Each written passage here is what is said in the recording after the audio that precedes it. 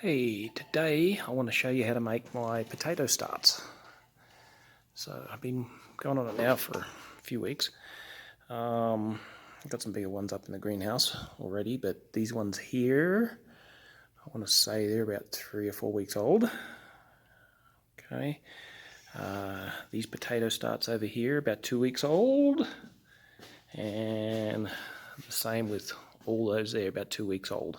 And we're just starting them inside a building to try and get an early start on the season. So, how do you make potato starts? Well, one way is to start with a potato. You go to the store, you buy potatoes. Pretty important, or I'm going to say very important, that when you buy your potatoes, you buy organic potatoes, because the non-organic ones are actually treated with some sort of chemical on the potato skin that prevents the sprouting from occurring. So yeah, that's pretty important. Organic potatoes only. And then what you want to do, you want to take that bag of potatoes and you want to put it in a dark, fairly warm place, room temperature. And for me, most of that time, it means under the sink. So normally I grab my potatoes and I put them out under the sink and I'll let them sprout. You also, this is probably optimal. That's about the perfect height of sprout. You don't want them getting too long, otherwise they have a tendency to break off. So yeah, I'll show you how it's done now. I want to find one more potato real quick.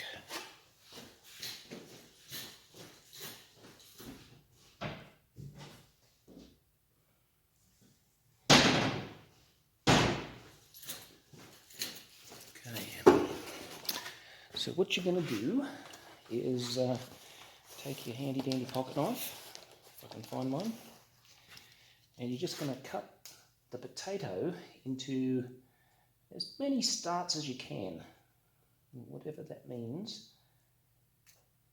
So that there's going to make it a good start. Nice little rectangle piece. This here will as well. Okay, there's another one. Now, once upon a time, I would just put the potato right in the ground, and maybe I would cut it in half, and out of one potato I might get 2, maybe 3 starts out of it. But doing it this way, I can get many more. So that potato there, I just cut it up. All of these look like good viable sprouts. I've got 1, 2, 3, 4, 5, 6, 7 out of it. Now, I don't know for sure. I haven't really tried this bit, but if I had to hazard a guess, I'd say it would work. But if you're out and you're actually just having to peel your potatoes, just in the normal process of eating them, such as that.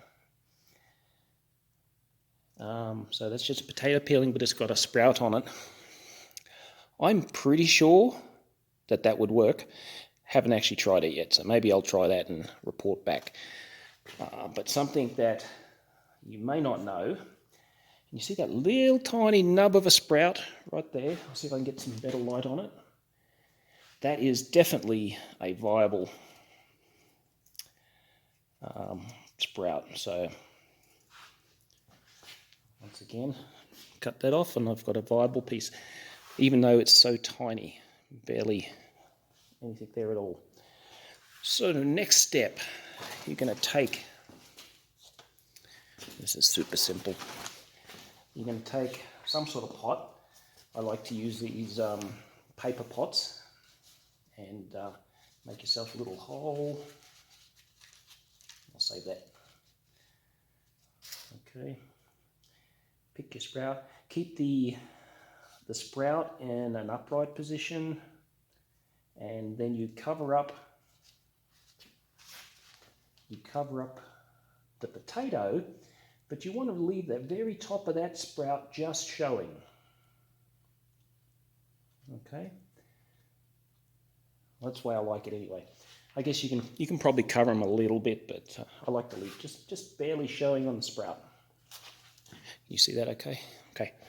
And then it's just a little bit of moisture. And I'm going to let that soak in the tray. A little bit of moisture and wait. I'll show you some that have... I'm going to have to drag the camera over here. Real quick.